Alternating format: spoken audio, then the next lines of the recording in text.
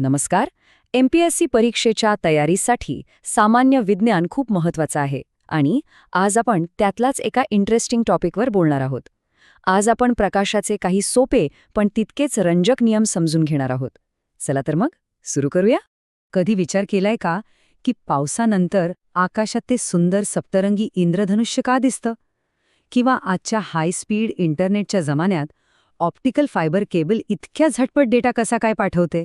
या सगळ्या प्रश्नांची उत्तरं खरं तर प्रकाशाच्या काही साध्या नियमांमध्ये दडलेली आहेत. आणि आज आपण तेच नियम उलगडणार आहोत. आज आपण काय काय पाहणार आहोत त्याची ही एक छोटीशी रूपरेषा आहे. आपण प्रकाशाचा प्रत्येक नियम समजून घेऊ, त्याची सोपी उदाहरणं बघू आणि सगळ्यात शेवटी एमपीएससी परीक्षेसाठी काय महत्त्वाचं आहे आणि काही सराव प्रश्नही पाहणार आहोत. ही रचना खास परीक्षेच्या तयारीसाठीच केली आहे, त्यामुळे व्यवस्थित लक्ष द्या. चला, आपल्या पहिल्या आणि सगळ्यात ओळखीच्या संकल्पनेपासून सुरुवात करूया. परावर्तन म्हणजेच रिफ्लेक्शन. हे तेच विज्ञान आहे ज्यामुळे आपण रोज सकाळी आरशात बघू शकतो. हा प्रश्न खूप साधा वाटतो, नाही का? पण याचं उत्तर भौतिकशास्त्राच्या एका महत्त्वाच्या तत्वावर टिकून आहे. होतं काय की प्रकाश आपल्या चेहऱ्यावर पडून आरशावर जातो आणि तिथून परत आपल्या डोळ्यांपर्यंत येतो. तेव्हाच आपल्याला आपली प्रतिमा दिसते. तर परावर्तन म्हणजे नेमकं काय? अगदी सोपं आहे. प्रकाशकिरण जेव्हा एखाद्या पृष्ठभागावर आदळून त्याच माध्यमात परत येतो त्याला परावर्तन म्हणतात. इथं लक्षात ठेवण्यासारखी गोष्ट म्हणजे माध्यम बदलत नाहीये, फक्त प्रकाशाची दिशा बदलतीये. ही व्याख्या साधी असली तरी परीक्षेसाठी खूप महत्वाची आहे. याची सगळ्यात चांगली उदाहरणं म्हणजे आरशात दिसणारी आपली प्रतिमा किंवा एखाद्या तळ्याच्या शांत पाण्यात दिसणारं झाडांचं प्रतिबिंब. दोन्ही ठिकाणी प्रकाश पृष्ठभागावरून परावर्तित होऊन आपल्या डोळ्यांपर्यंत पोहोचतो आणि म्हणूनच आपल्याला ती प्रतिमा दिसते. आता पुढच्या संकल्पनेकडे जाऊया. आपण अनेकदा पाहिलं असेल की पाण्यात ठेवलेली वस्तू आपल्याला वाकलेली दिसते. यामागचं जे रहस्य आहे ते म्हणजे प्रकाशाचं अपवर्तन. चला, हे रहस्य उलगडून पाहू. कधी पाण्याने भरलेल्या काचेच्या ग्लासमध्ये चमचा किंवा पेन्सिल ठेवून बघितलं आहे का? ती जिथून पाण्यात जाते ना तिथून अशी वाकलेली दिसते. हा काही जादूचा खेळ नाहीये, हे प्युअर सायन्स आहे.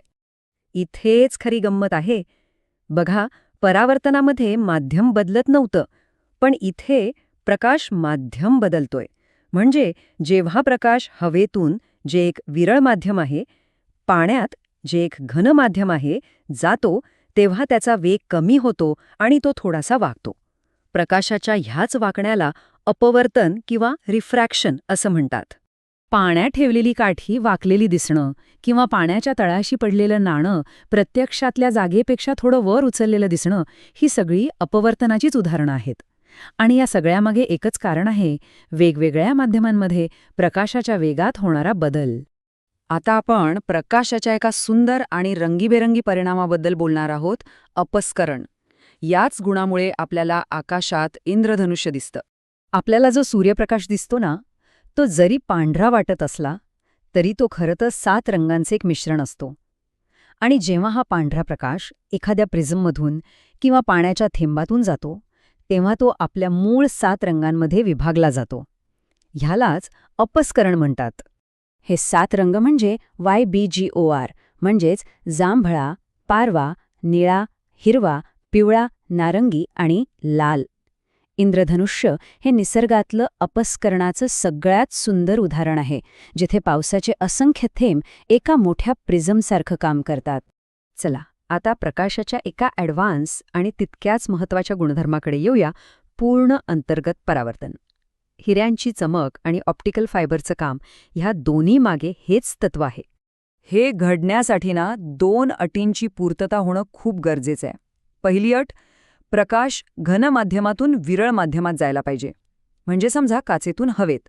आणि दुसरी, सगळ्यात महत्त्वाची अट, प्रकाश ज्या कोणातून पृष्ठभागावर पडतो, म्हणजे त्याचा आपतन कोण, तो एका विशिष्ट क्रांतिक कोणापेक्षा जास्त असायला हवा. जेव्हा या दोन्ही अटी पूर्ण होतात तेव्हा प्रकाश बाहेर न जाता पूर्णपणे आतल्या आतच परत फिरतो. ही प्रक्रिया नक्की कशी घडते ते सोप्या भाषेत समजून घेऊ. कल्पना करा, प्रकाश घन माध्यमातनं बाहेर पडायचा प्रयत्न करतोय. आपण जसजसा आपतन कोन वाढवू तसतसा बाहेर जाणारा प्रकाश जास्त वाकतो. एका विशिष्ट कोणावर तो इतका वाकतो की तो पृष्ठभागाला समांतर म्हणजे 90 अंशात जातो. याच कोणाला म्हणतात क्रांतिक कोन. आणि खरी गंमत यापुढे सुरू होते. जर आपण आपतन कोन त्या क्रांतिक कोणापेक्षा थोडा जरी जास्त केला ना, तर प्रकाश बाहेर जाण्याऐवजी पूर्णपणे आतल्या आतच उसळी मारतो. यालाच म्हणतात पूर्ण अंतर्गत परावर्तन. ऑप्टिकल फायबरमध्ये माहिती प्रकाशाच्या रूपात याच तत्वाचा वापर करून पाठवली जाते. हिऱ्यामध्ये प्रकाश एकदा शिरला की तो आतल्या आत अनेक वेळा पूर्णपणे परावर्तित होतो आणि त्यामुळेच हिरा इतका लख्ख चमकतो. इतकंच काय, वाळवंटात दिसणारं मृगजळसुद्धा याच घटनेचं उदाहरण आहे. बरं, आपण आत्तापर्यंत 4 महत्त्वाचे नियम शिकलो. चला तर मग परीक्षेच्या दृष्टीने या सगळ्याचा एक सारांश बघूया आणि काही सराव प्रश्नही सोडवूया. ही टेबल तुमच्या उजळणीसाठी खूपच कामाची आहे. प्रत्येक संकल्पना तिच्या मुख्य उदाहरणासोबत जोडून लक्षात ठेवा.